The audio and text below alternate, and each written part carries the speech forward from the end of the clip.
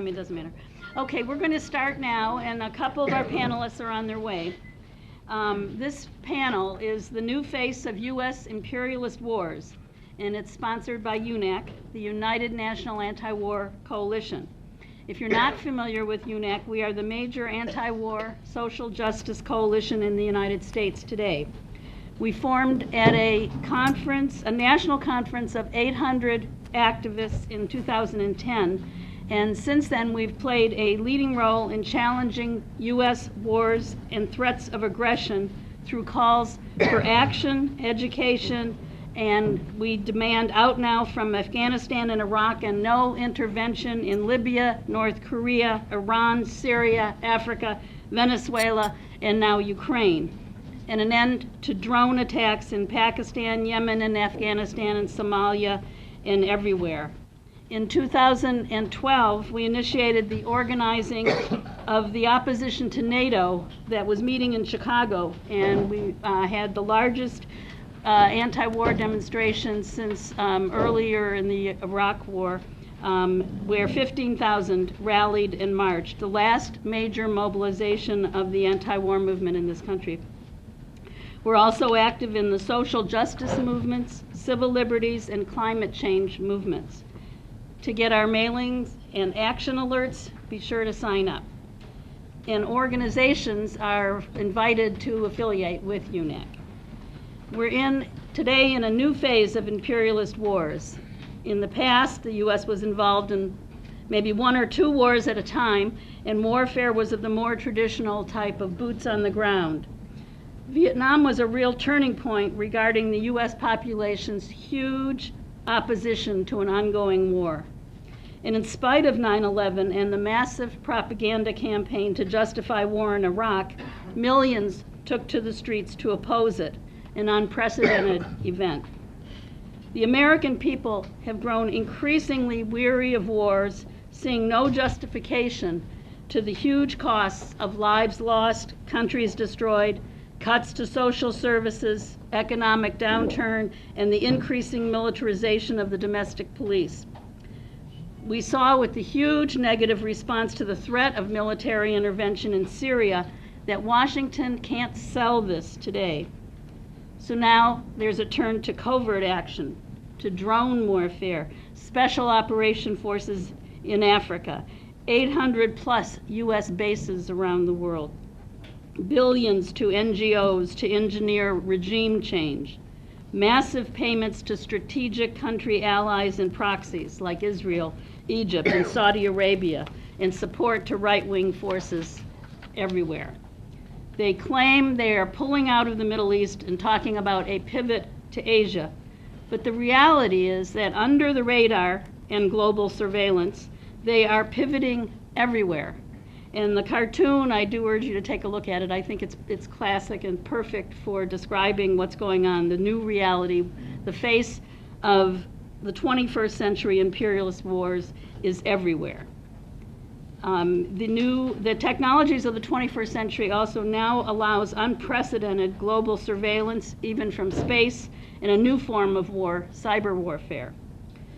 This can seem daunting, but we have reason for optimism. Things we see change very quickly, and when people are pushed too far, they will act and unleash their incredible power. We need to be ready for that time, and our discussion today is how we can respond to this new face of the old imperialist agenda of profits above all. The first speaker is Abayomi Azikiwe. He's the editor of the Pan-African Newswire. He is the co-founder of the Detroit Coalition Against Police Brutality and the Michigan Emergency Committee Against War and Injustice, and a member of the UNAC Administrative Committee. Thank you so much. Indeed, it's always a pleasure and an honor to participate in the Left Forum.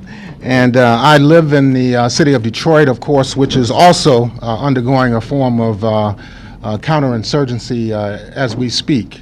Perhaps we can talk about that a little bit later during the question and answer period. My topic deals with the Africa in the current phase of the imperialist war drive.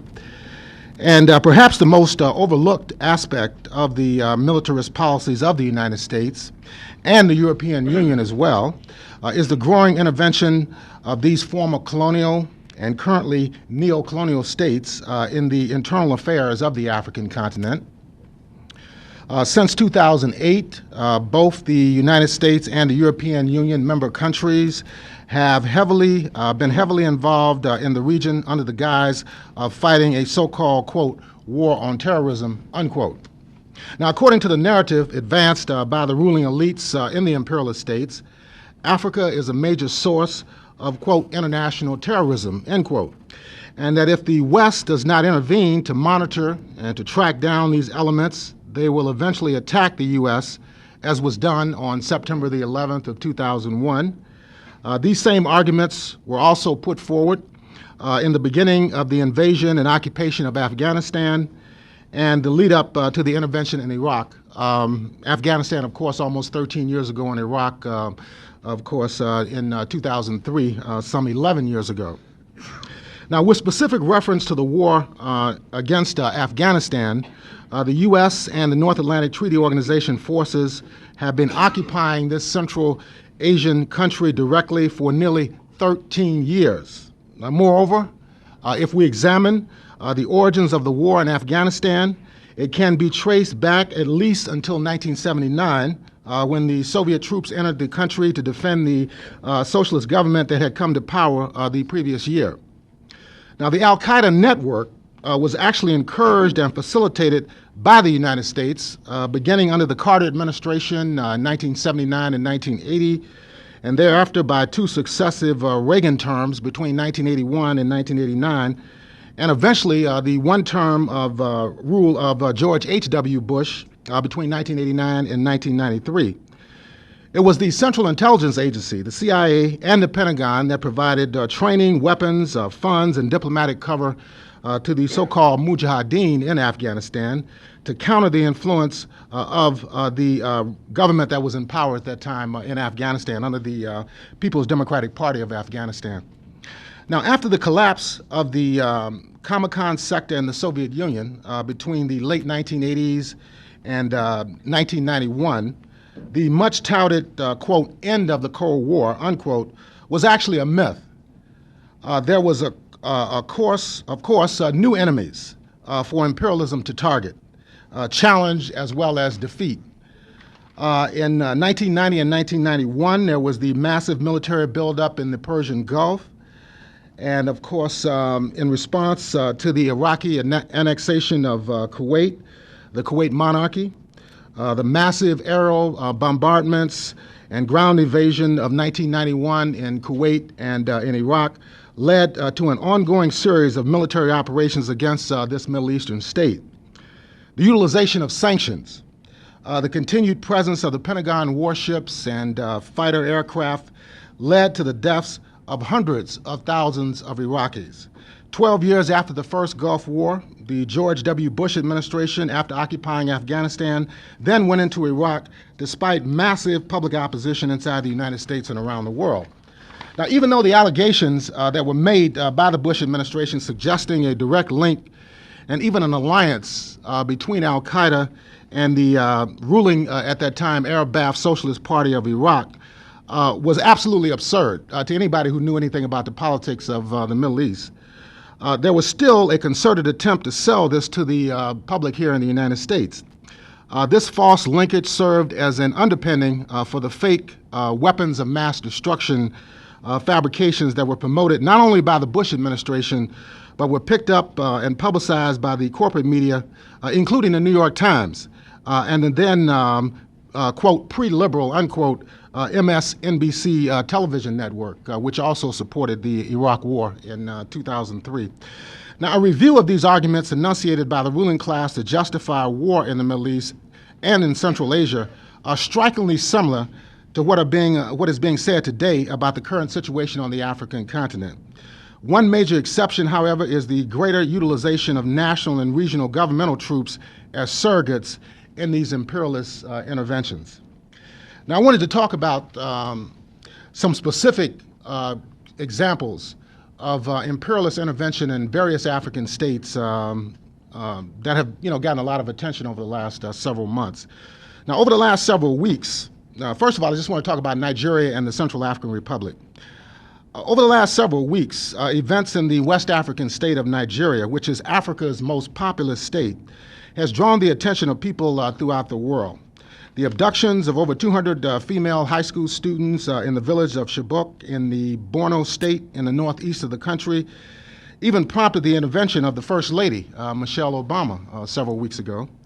Nonetheless, the war between the Federal Republic of Nigeria and Boko Haram has been raging for nearly 5 years when the military and the police stormed the headquarters of the sect and killed its founder, Muhammad Yusuf, and dozens of his followers in 2009. Now, since that time period, the tactics of Boko Haram have become more deadly every year. In 2011, the organization was said to have been behind the bombing of the United Nations headquarters in the political capital of Abuja in Nigeria. Christian churches have been bombed in the northern and central regions of the country.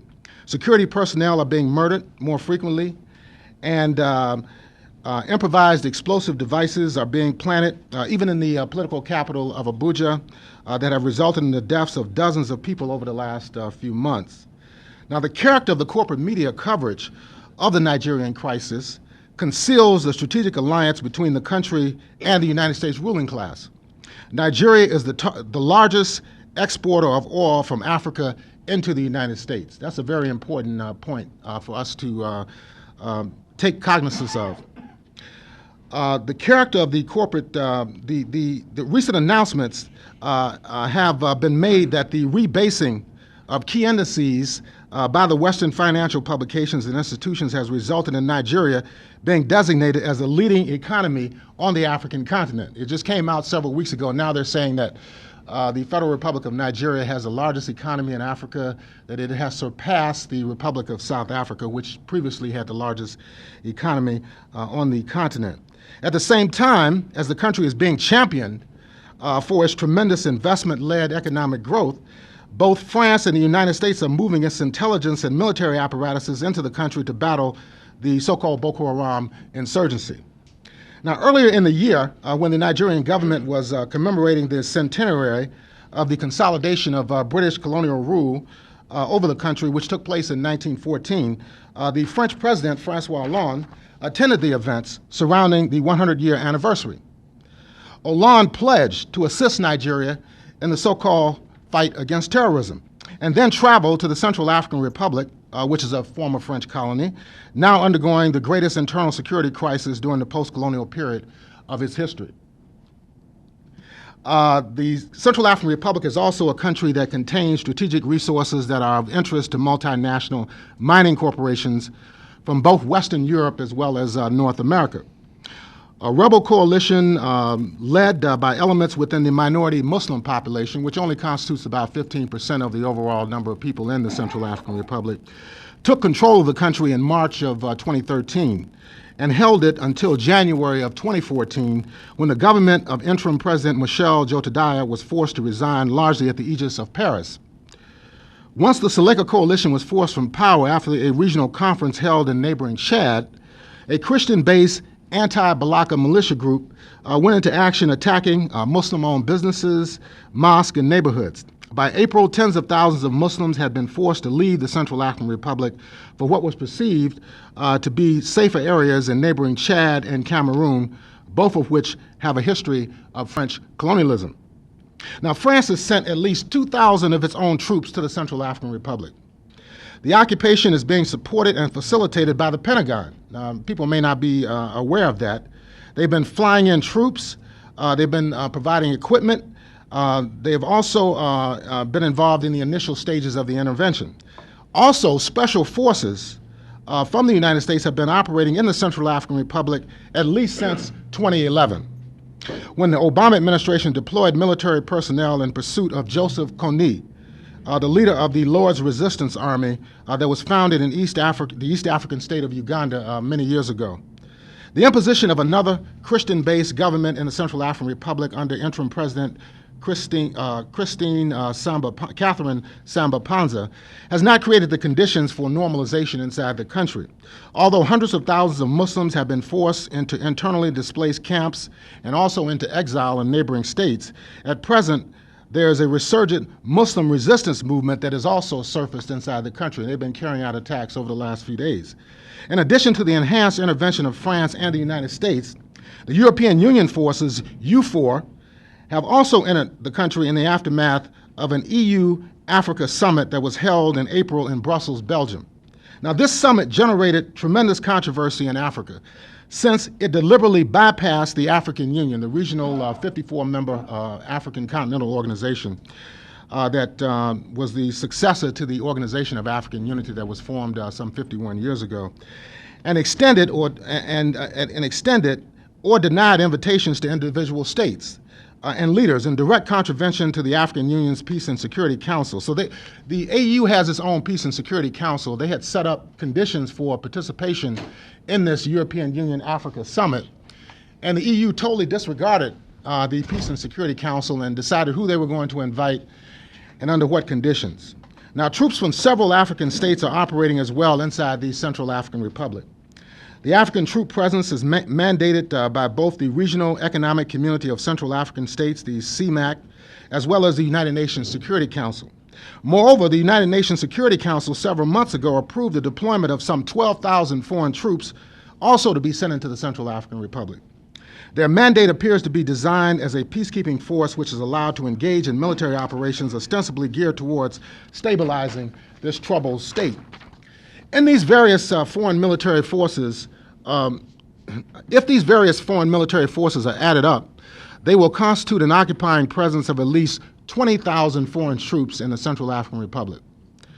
The degree of U.S. presence in the CAR cannot be fully determined in light of the role of special forces and Air Force units that are providing logistical and intelligence support for the French, EU, and CEMAC, as well as UN deployments.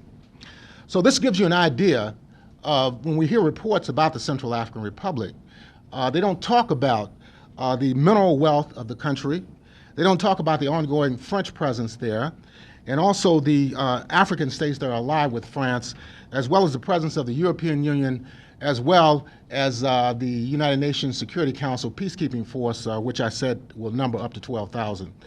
So anyway, we can stop there, and perhaps later in during the question and answer period, we could talk about South Sudan and other regions on the continent that are a focus of U.S., EU, Pentagon, as well as Israeli intervention. Thank you so much. Our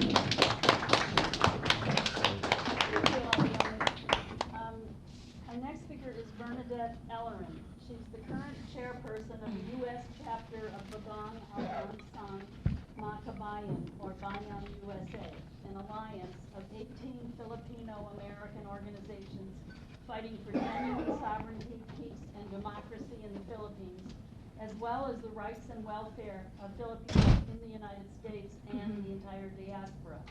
Bernadette is also a member of the UNAC Administrative Committee. Thank you. I'm going to share a little bit more about this so-called U.S. pivot to Asia. Just to start off, why Asia Pacific in general? Why is it an area of interest? Just to give more background, the Asia Pacific region is the largest market for U.S. exports. It's worth about almost 1 trillion U.S. exports. It's the largest supply of cheap labor in terms of migrant labor. 60% of the world's population is in the Asia Pacific region, and it's also a source of oil.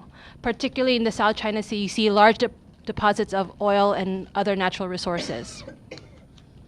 So back in 2010, the Obama administration embarked on a new free trade agreement negotiation, and this is called the Trans-Pacific Partnership Agreement.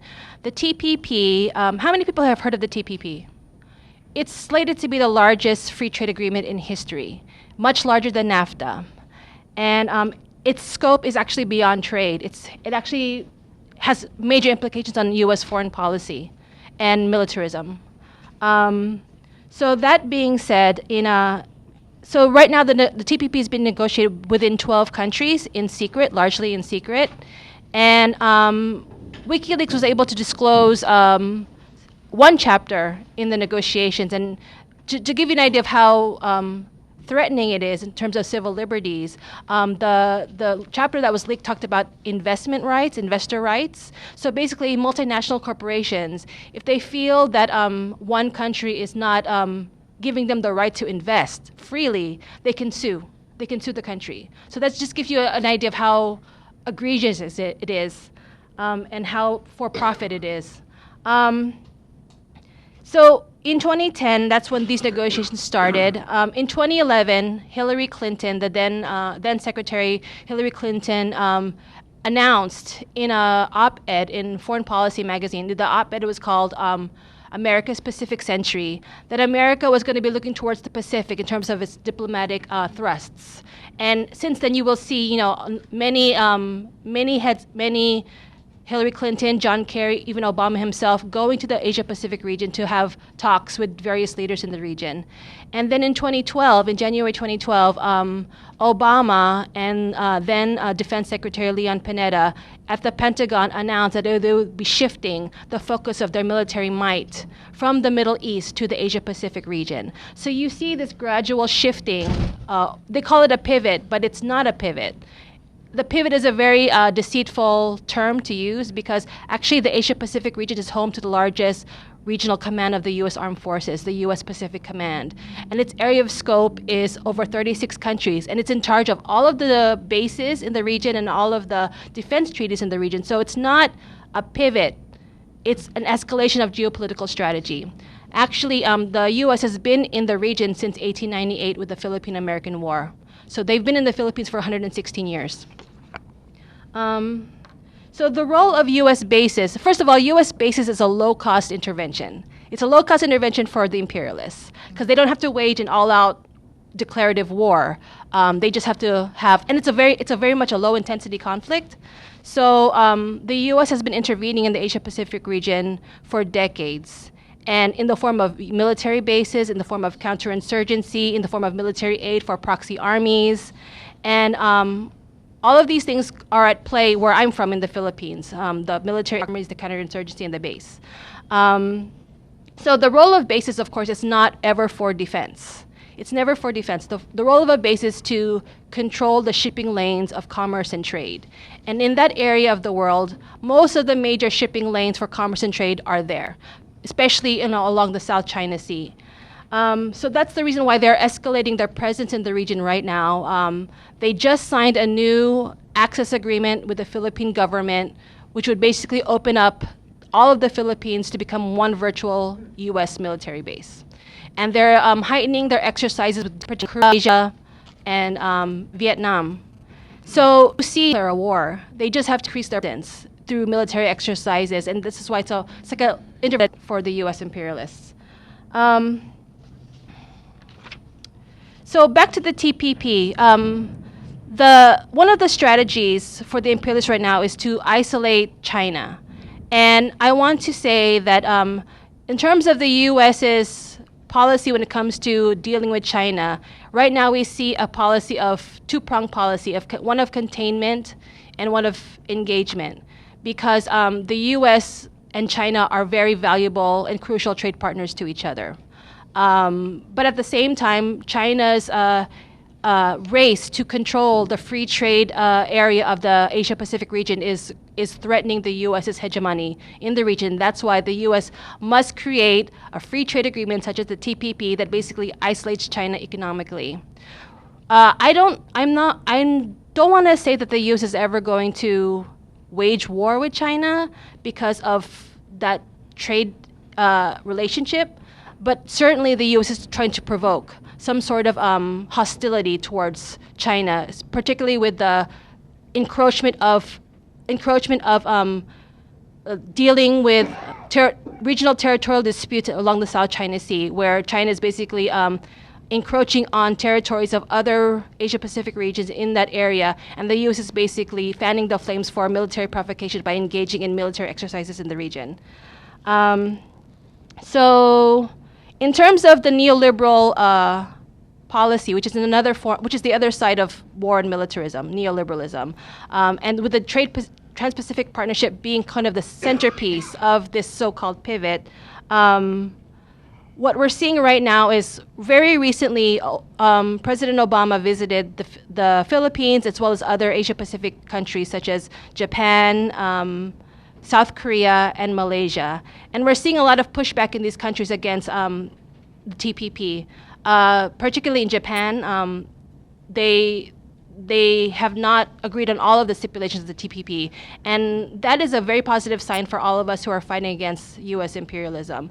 The U.S. imperialism is being fought on so many different fronts in the region. In the Philippines, there's a vibrant anti-imperialist movement that's on the streets and also in Congress. There's also a very vibrant revolutionary movement in the Philippines, one that is fighting, particularly waging an agrarian revolution to basically take back the land in the country from multinational corporations and from big landlords. In India, same thing. There's also an agrarian revolution happening there. In South Korea, there's a very vibrant labor movement that has been waging a national strike against neoliberal policies. And so all around the Asia-Pacific region, there are vibrant people's struggles against imperialism and, in particular, neoliberalism that is a very fruitful ground for solidarity relations with people here in the U.S. Lastly, regarding the new military agreement between the U.S. and the Philippine governments, the Filipino people kicked out the bases back in 1992, the former permanent bases, U.S. permanent bases in the country in 1992, but unfortunately the U.S. military never left, even though the bases were kicked out, because through various agreements, they were able to maintain their presence, and they called it visiting presence or rotational presence, but it's not temporary presence at all. It's permanent. And so now with this new defense agreement or this access agreement, it's not a base per se, but it gives the U.S. access to all Philippine military facilities, and that's a very unequal setup because the Philippines doesn't have a very modern military. It's a military that's very much dependent on U.S. military aid. So right now, the U.S. is changing its role from being an advisory role as a visiting force to now being able to hold operations. And in the Philippines, we are seeing drone exercises. We're seeing more and more U.S. nuclear and other types of warships coming into the country for port visits, and of course the ongoing military exercises between the U.S. and Philippine military. So I'll stop right there, and perhaps we can talk about this more in the Q&A. Thank you. William Tomataro is a member of the Bolivarian Circle of New York, Alberto Lovera, and an expert on Venezuela because he's from Venezuela. Yes. Thank you very much for having me. And I'm sorry for the lateness.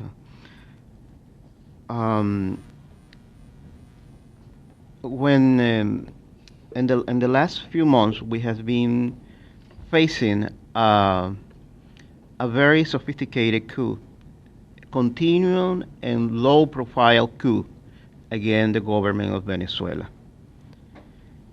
For the last 15 years, we have facing several different attempts at coup. And for example, in April 2011, was a coup. The President Chávez was overthrown, and thanks to the people of Venezuela that went to the street by thousands, some people say millions, and I really believe that millions of people were on the street. President Chávez was able to came back to power. Since that happened, the legality of the constitutional order rests on the popular insurrection, because it was a popular insurrection that took back Chávez to power.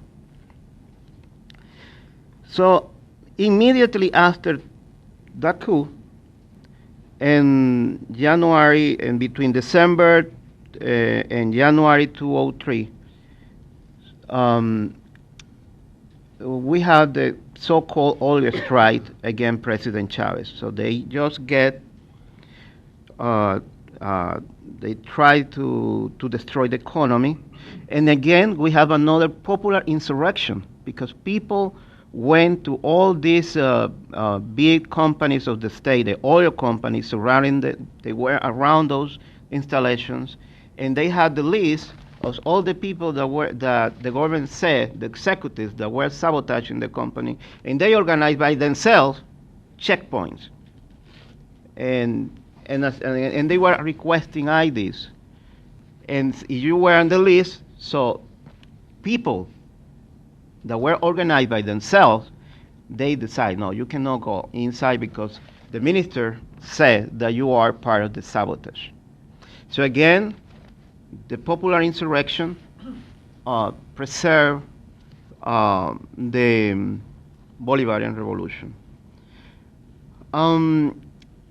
In December and in April 2002, I have to say that you remember that several people were killed close to the presidential office. And I have to say this, at that time, the advisor of the police department of Caracas was William Bratton. So William Bratton is now the police commissioner in the city. So William Bratton, he basically provide the training to those members of the police department that were fighting against the popular power that were defending the government in Venezuela. Again, we have to understand, I think that this is very important, that the legality of the Venezuela is resting on the popular insurrection. Then we have, in 2004, May 9, we have a farmer very close to Caracas called Dactari, where the Venezuelan government catch 153 paramilitaries from Colombia, all of them from Colombia. The owner of this farm, Adolfo Alonso, is now living here in Miami, very comfortable living in Miami. And Venezuelan government has been requesting to the State Department, to send this guy to Venezuela, to the justice, but he's in Miami. So we see this, for all these 15 years, this happening again and again and again.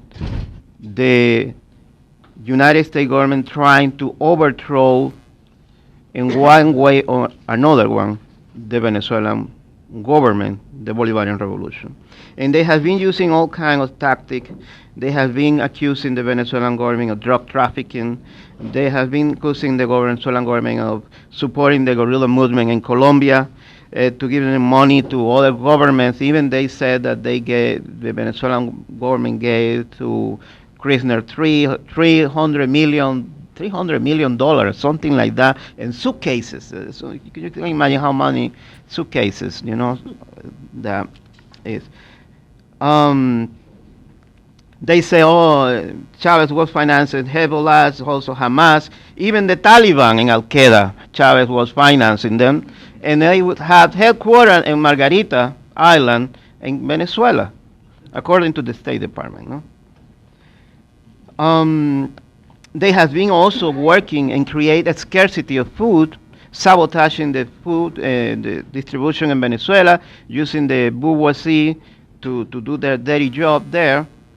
And it's the same tactic that they used when Salvador Allende was in power, and you remember that they create a scarcity, they sabotage the economy, they try to destroy the main industry of Salvador Allende at that time, and also Even if you see the documentary, the Battle of Chile, you will see that even toilet paper, they didn't have toilet paper in Chile during Salvador Allende.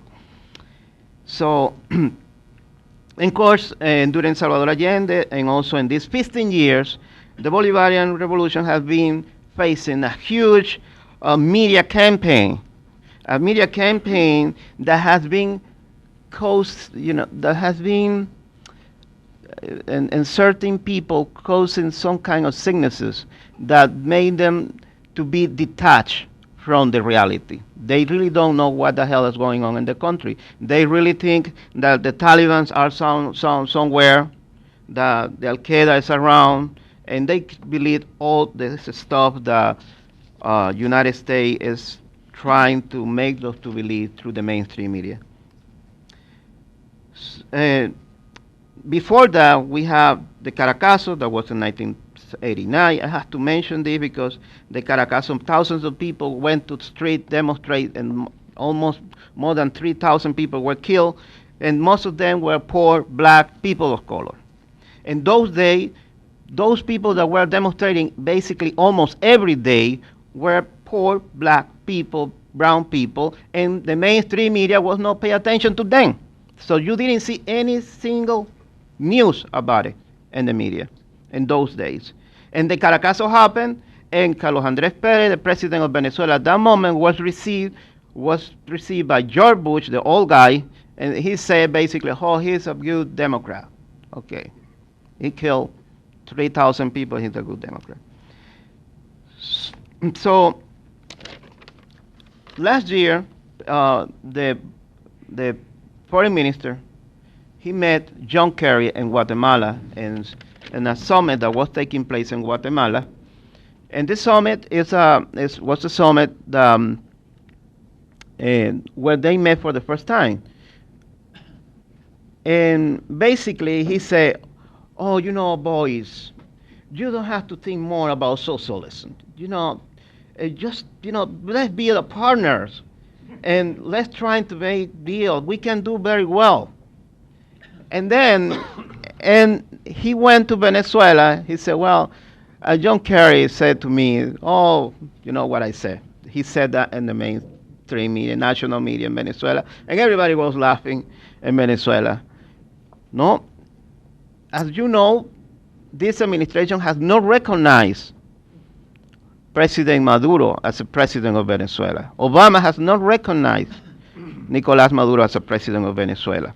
But at the same time, he has been organizing one of the most sophisticated coups in this part of in this continent, again, the Bolivarian Revolution. Again, he's doing his part for the State Department. And they are using the Twitter, they are using Facebook, all the mainstream media.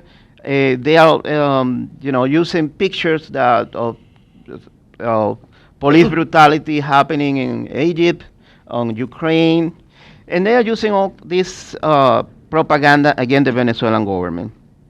So a lot of people are getting confused about what really is happening in Venezuela. And at the same time, we have cable, and we can see Fox News in Venezuela, we can see CNN, and all of them also are lying about what's happening in Venezuela. Basically, this is a continuing coup d'etat against the Bolivarian Revolution that already has more than 4 months and that will be taking place for maybe a year. This is not going to end. Right now, they said that they want to negotiate. They want to really have a good relation, commercial relation. But basically, the continuum coup, is going to continue. So they will maintain the process because they are expecting in any time to be able to overthrow Nicolás Maduro. But at the same time, they not overthrow Nicolás Maduro. They are expecting to erode his power for the next coming elections and to be able to organize what they did in Paraguay. That was a constitutional coup using the parliament. So I'm going to stop here. My time is over. Thank you.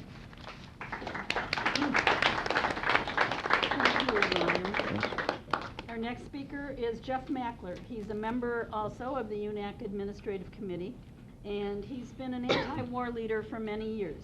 He is the West Coast coordinator of the Lynn Stewart Defense Committee, and they did a very excellent job, and the director of the Mobilization to Free Mumia Abu Jamal. He is an author of several books and pamphlets on imperialism, war, and other topics, and recently has been writing excellent articles about Ukraine. Thank you, Marilyn. I thought my subject was Egypt. Is it Ukraine? I'm sure you're equally articulate no matter. Oh, well, I was mistaken because I prepared a 2-hour report on Egypt. But I must be in the wrong place. But I do want to talk about Egypt before I talk about the Ukraine, because it's front page news. In fact, the elections were so important to the democratic Egyptian government that they decided to, when no one came to the polls a few days ago, to extend the voting for another day in order to give some credibility.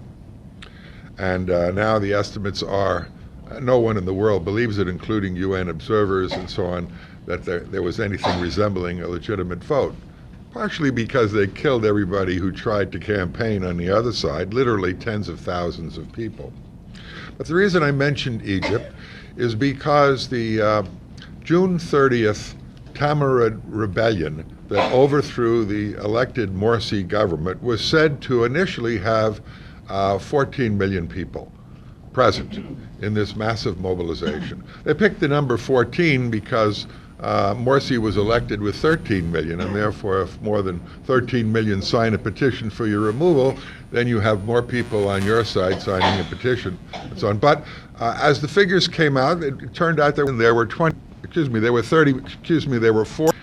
56 million people, and the numbers kept changing all the time. 56 million people were said to have signed the Tamarud petition. And that, of course, gave justification for the al-Sisi government, the military dictatorship, to simply remove the unpopular president and call it a revolution. Some, unfortunately on the left, called it the Second Egyptian Revolution. But what it was is an open, blatant, US-backed military coup by a military dictatorship. The same dictatorship that operated under Mubarak minus Mubarak. But I mention the numbers because it was literally 10, 20, 30, 40, 56 million, which is, roughly speaking, the entire electorate of the entire country voted to sign the Tamarud petition. It later came out that this petition was financed and organized by the opposition parties to Morsi, by the billionaire capitalist ruling class, by the military itself, and was a fraud. And 3 days later, after the Morsi was removed from power, the dictatorship al-Sisi took power and began to slaughter the entire leadership of the Muslim Brotherhood, banned the party, 10 million member party, the largest in the country, and justify its existence. And Secretary of State John Kerry appropriately commented that now Egypt will have a second chance at democracy, which they are now having. So I'm saying this only to call your attention to the fact that today the new face of imperialism warns us that we must take great care in analyzing these mass mobilizations which we see around the world. Tens of thousands or hundreds of thousands of people mobilized in Maidan, the Independence Square in the Ukraine. And no doubt there were a number of them that had just grievances against the oligarch president, a former Russian oligarch, was now Ukrainian oligarch billionaire Yanukovych, because of the austerity program that had been implemented. In fact, Ukraine was bankrupt, and the blame was put on Yanukovych, who is said to be pro-Russian. But part of the article that we wrote in our newspaper, Socialist Action, said that this was a U.S. imperialist coup without an army. Now, why did we say that about the Ukraine?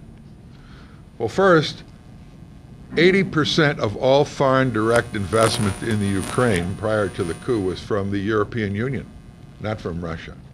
The bankers that held the debt that would have been forfeited were European Union bankers. And the association agreement that the European Union was pressing Yanukovych to sign that he resisted, would have and has had the effect of turning the Ukraine into a Greek-like austerity program, where massive numbers of public employees would be fired, where social services would be cut, where the price of gas would be doubled, where major social services would be eliminated, and where there was a guarantee that European Union bankers would be repaid. And in the months that ensued, the $17 billion loan was increased to $30 billion, but economic analysts who I respect have pointed out that at the end of the 2-year period with the European Union loans, the Ukrainian economy will be in worse shape than ever before. It'll be a Greek-style massive situation. So this was the situation under which people protested the effects of the economy, and Yanukovych was offered a better deal with less onerous agreements by the Russians, and he said he would take it. At which point, the Maidan protests shifted, and a couple of incidents that most people in the world don't know about took place. The most important was the slaughter of Maidan protesters. I say on both sides because there was a powerful, well-organized, armed, neo-fascist contingent. And I'm not exaggerating. Our comrades on the scene in the Ukraine had to run for their lives when they were attacked by fascist militias in the Ukraine, in Kiev, and their literature was destroyed. But in any case, here was the justification, and I say the false flag, for the storming of the Rada, which removed the Yanukovych government. Who stormed the Rada? Not the Maidan rank or file. It was mostly a middle-class NGO-type crowd in the Maidan. But it was the armed forces of the extreme fascist right sector and the Svoboda Party, a pro-Hitler, pro-Nazi organization. The United States did not have an armed force in the Ukrainian army, so they used the pretext of the slaughter of Maidan to take over the Rada, to violate the Constitution, to set up a new government ministry with 5 top posts going to Svoboda and the right sector. And I mean top posts, I mean the Deputy Secretary of War and the Under-Deputy Secretary of War were all neo-fascists. The Minister of Agriculture, Ukraine has been the traditional breadbasket of Europe, was a pro-Nazi. And other major ministries were headed by, but you control the army, that says enough. When Catherine Ashton was caught on tape talking to the Estonian foreign minister who was on the scene, the Estonian foreign minister, who has never retracted it, nor the Estonian government, stated that, contrary to Ashton's belief, it was the right-wing neo-fascists that shot their own people in the Maidan and not Yanukovych's police. Yanukovych had to flee for his life to Russia. So it was a false flag. I just wrote a 2-page article in my paper about another false flag, which came within an inch of starting a war. How many of you have read Seymour Hersh's article on the sarin gas in Syria? Well, Hersh presented all the evidence that I needed, and he's no fool, indicating that it was the Turkish government aided and abetted with the full knowledge of the United States and top American officials that used sarin gas on their own people in order to provide the false flag necessary to justify a U.S. war, which was in preparation. I'm talking about a Libya-style war, not strategic bombing to take out a few military bases, but to destroy the infrastructure of the entire country, as the United States did in the name of humanitarian war in Egypt. Another taped, in Libya, another taped statement, which was quite interesting, was the statement of Janet Newland, who was talking to Payet, the U.S. ambassador, and when they pointed out that the coup makers appointed the wrong prime minister of the country, Newland said, "We want yachts. Yatsenyuk, who was the prime minister, and it was quickly shifted to make sure that the U.S. interests were defended in that country. Under these circumstances, we felt that the heavy hand of U.S. imperialism could not be denied. And we demanded in UNAC, U.S. out now, no U.S. intervention in the Ukraine. The United States, with NATO, has surrounded Russia to the tune and has 1,100 bases around the world, plus another 1,000 in the United States, moving on to Russia. We now have evidence there are Blackwater troops in the Ukraine because 90% of the Ukrainian army in Crimea deserted to the Russian army. Now, why the Ukraine? Why was there an interest? And I'll conclude on this. There was an interest because, among other things, Ukraine has the fourth largest shale gas reserves in the world. And the United States, which has now become the chief exporter of this gas, wanted to control those. And in fact, prior to the coup, the United States had signed agreements with the government to frack the Ukraine in order to substitute American-owned oil corporations for Russia, which provides 30% of the gas of Europe and in some countries 50% of the fossil fuels. So this was, in my view, in part, a fracking war organized and initiated by United States Corporation over the very fuel whose continued use spells doom for humankind. Fracking. Why didn't Yanukovych ask the Russians to come in the minute he knew? Well, we have a question. We have a question period for that, so I just want to finish up so I don't abuse the time. Watch out for these mass mobilizations. Janet Newland pointed out that $5 billion in U.S. funds from the CIA went to the Ukraine to NGOs in order to organize, quote, democratic protests. Just like the United States funded how many of you know the Cuban Twitter program, Zunzaneo, in order to organize flash mobs to demonstrate a democratic opposition in Cuba, which they finally had to stop and admit didn't exist. So what is the new face of imperialism? Not too different from the old. They don't send 500,000 troops like in Vietnam and kill 4 million people. But they say Obama says he's leaving Afghanistan, but half of the 100,000 troops were privatized death squad Blackwater armies inside Afghanistan, and they will remain. This is a death squad U.S.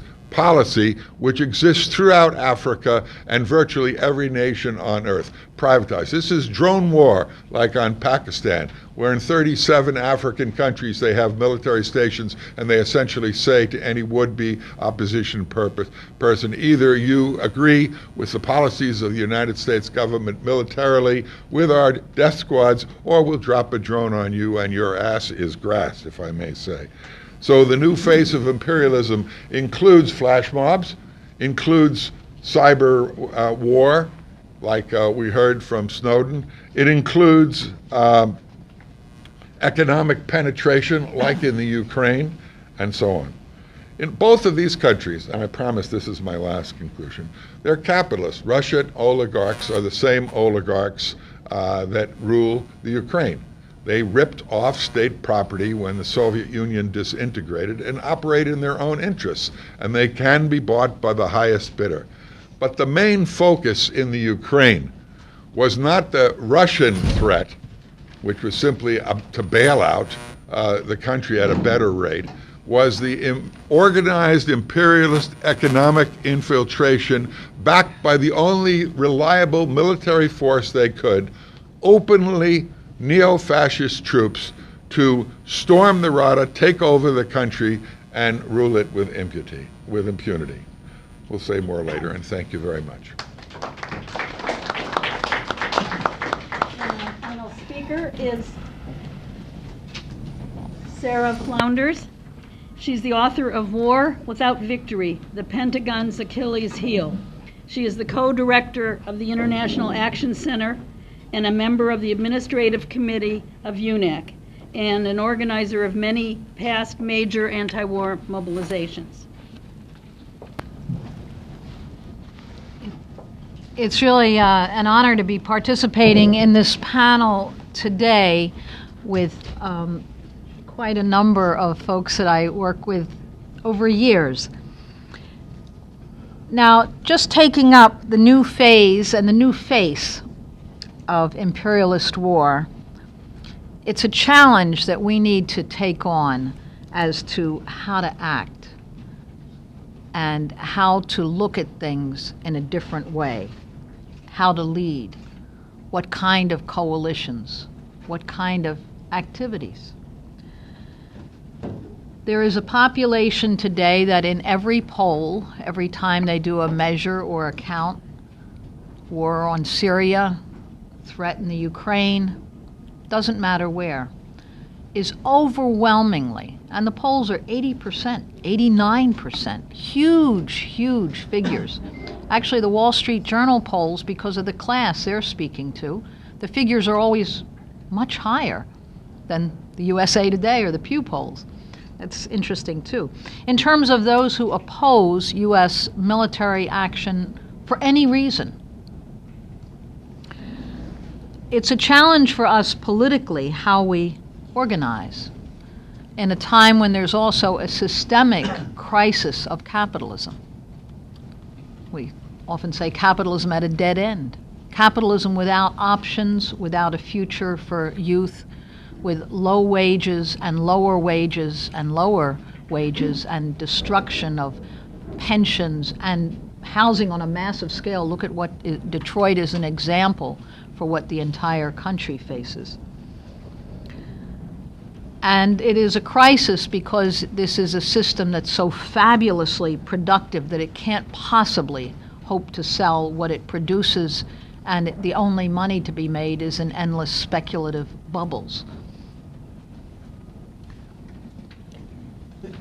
It's more ruthless also because U.S. imperialism faces a crisis in its drastically slipping position in the world. This is an empire in decline and decay, and its productive capacity has slipped from producing more than half of all the goods at the end of World War II to today. It's way down on the list, and of course, even on a large scale, China, I think, will be expected to surpass by next year. There was for a long time a Keynesian militarism. The military was used to absorb the surplus, the billions of dollars that went into the production of everything from Trident submarines to nuclear weapons that could destroy the planet many times over, at a cost of trillions and trillions of dollars, creating really the greatest dislocation in history. A couple of $1 billion could feed the world, but they'd spend that in the bombing in Iraq in a few days.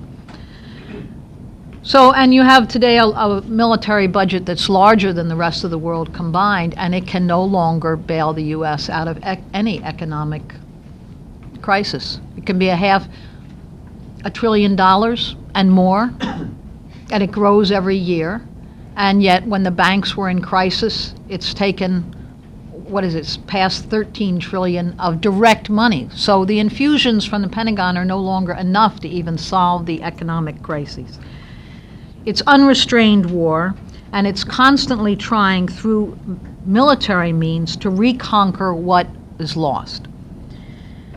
And that's why I say this is a challenge for us, how to answer, how to respond, how to look at the world in new ways, how to know that the population is overwhelmingly against war, and yet also passive and quiet on the questions of war, unless they think the war is an immediate danger. What happened on the question of Syria in September was it went from picket lines to suddenly there was not a congressional office in the country, that people weren't literally banging on the door for a vote against the war. That wasn't organized by the anti-war movement. It was organized by the sudden fear that war was again a possibility. So there are things happening, that subterranean things, that it's good for us to always be consciously thinking of. What does it mean?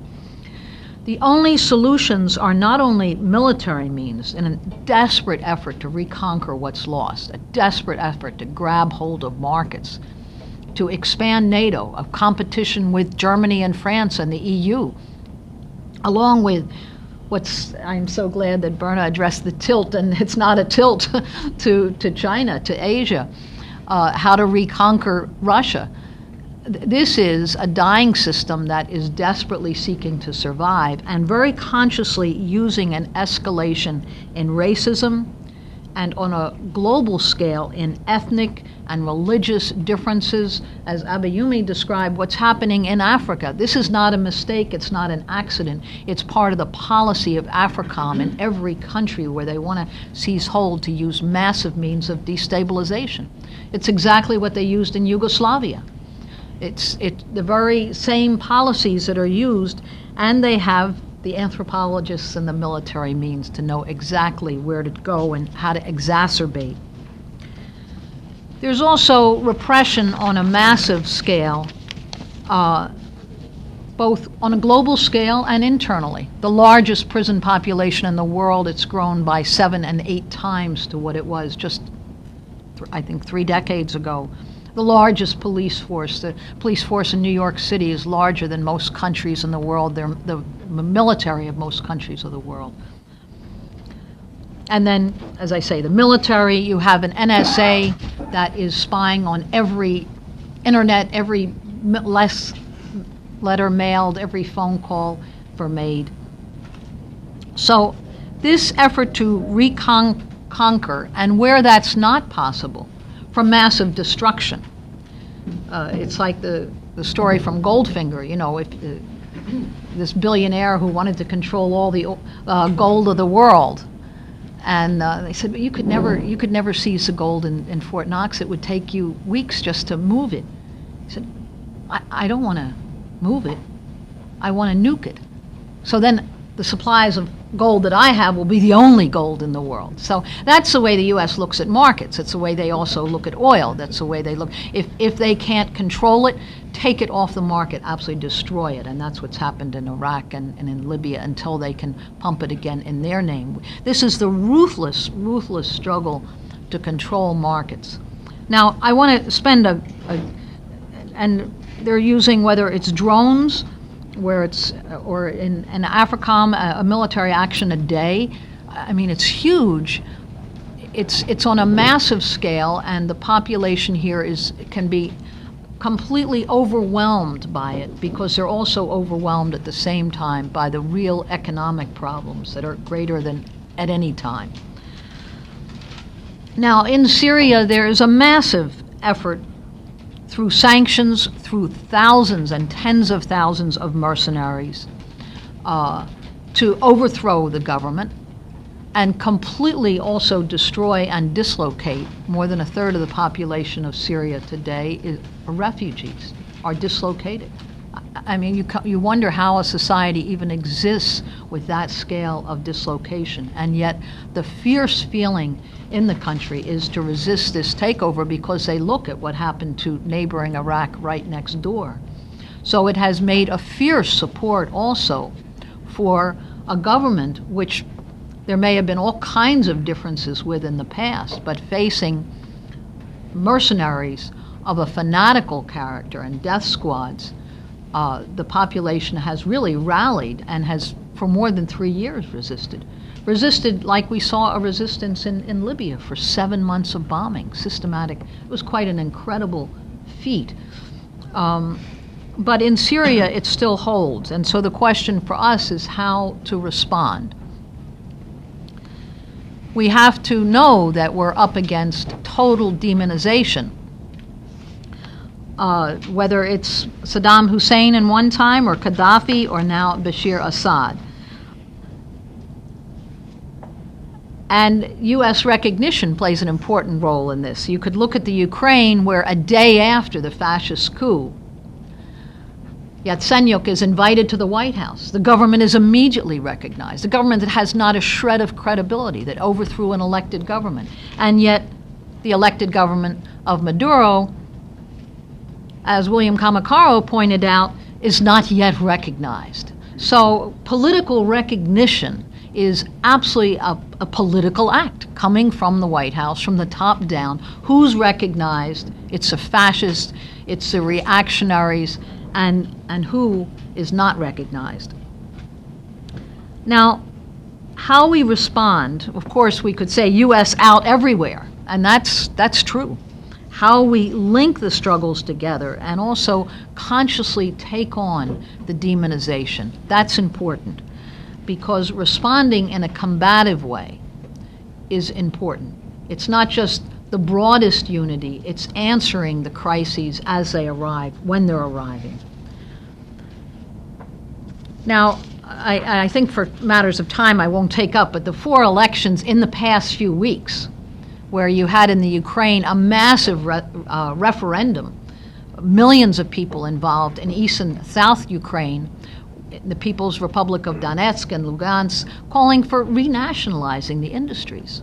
There's armed people's militias. A very exciting development, really worth looking at here, and the referendum that they organized, quite an accomplishment.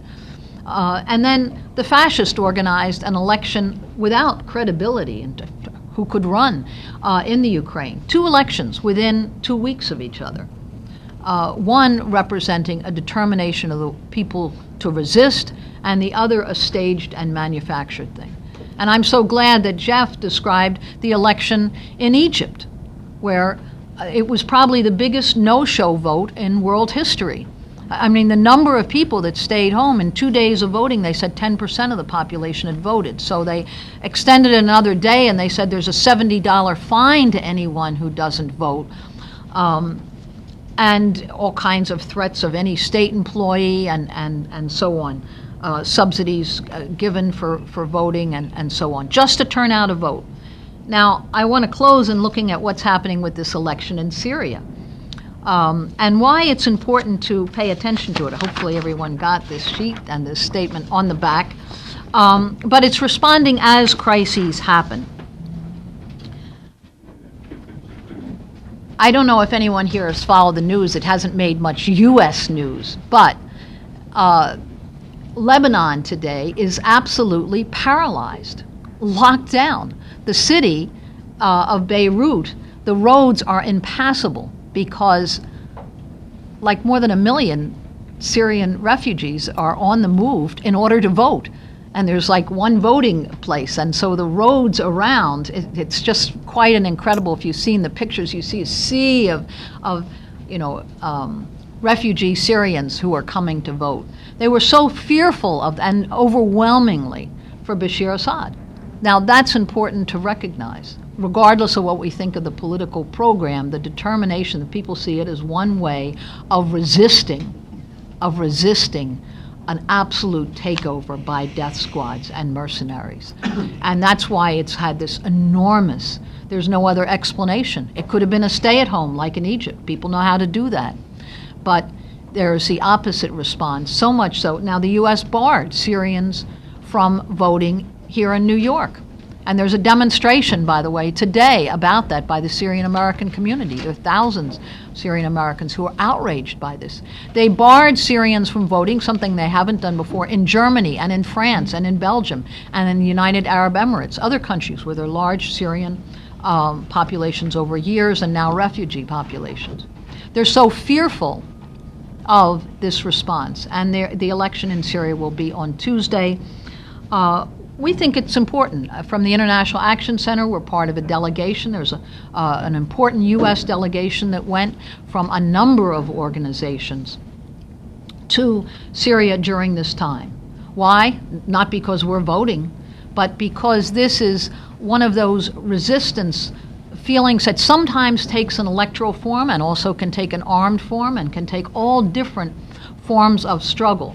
But going to Syria, and it's also a world issue, are parliamentarians representing the great majority of the people of the world. Why do they think an election in Syria is so important? The parliamentarians from China, from Russia, from India, the BRIC countries, from Brazil, from South Africa, the ALBA countries from Venezuela and Bolivia, and countries all over, as I say, really representing the vast majority of the world population, would go to Syria to be there as election observers. It's a country at war. How can they possibly organize an election? They say, oh, the U.S. media says has no credibility. It's a civil war. They can't possibly recognize an election. One of the most important U.S. elections was during the U.S. Civil War. That's how Abraham Lincoln was elected. So in a more difficult time. Now, was it democratic? Not only couldn't the Southerners vote, that's fine, the slavocracy, of course there were no black voters, there were no women voters, there were no Native American voters. It was a very important vote because it was in the middle of a civil war when the question was slavery. So there's a question of a civil war, there's a question of a huge internal war in Syria today, but it's also an outside invasion, and the people standing up to it, standing up to the mercenaries, and asserting their right as a sovereign country. And so solidarity with that is needed, and I'm going to end just by saying that we do need a movement that consciously links to the struggles here. I'm speaking in a panel on the fight for 15 later today. Consciously, how do we link the anti-war movement and the struggle of low-wage workers, McDonald's workers, Starbucks? How do we challenge the media lies? How do we refuse the demonization? Refuse when we hear that whether it is Gaddafi in Libya or Saddam Hussein, it doesn't matter. We just draw a line and speak only on the question of intervention. We don't join in the demonization ever. It's like in the middle of a racist attack, being there consciously agreeing with the racists. No, if there's demonization of a country or leader, we just stand back from that totally and support the country that's targeted. How do we build solidarity among ourselves? And this panel, I want to very much say that this is a work in progress, but the anti-war movement does need to look at a new phase that we're in and how we proceed differently than 30 and 40 years ago to meet a very new challenge. Thank you.